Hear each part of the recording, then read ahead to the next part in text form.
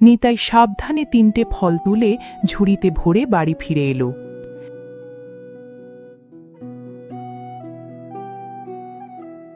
আজ আবার এসব কি নিয়ে এসেছো দেখি? একবার হাতে নিয়ে তো দেখো, নিজেই খুশি হবে। মিতা যখন ফলগুলো হাতে নিল, এক মুহূর্তে সেগুলো সোনায় পরিণত হলো। আরে, এগুলো যে দেখছি সব সোনা। হ্যাঁ, এখন আমাদের সব কষ্ট শেষ। এখন তো আমাদের আর কোনো কষ্ট নেই, তাই না?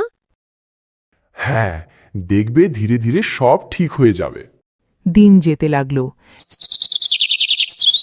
নিতাই প্রতিদিন 3টে করে সোনার ফল আনতে লাগল।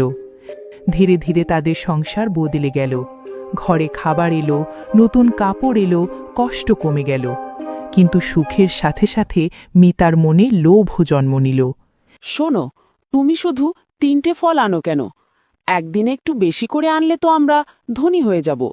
না, সুখে থাকতে হলে আমাদের গাছের সব নিয়ম মেনে চলতে হবে। তুমি তো ভয় পাচ্ছ, তাই সারা জীবন গরিবই থাকবে।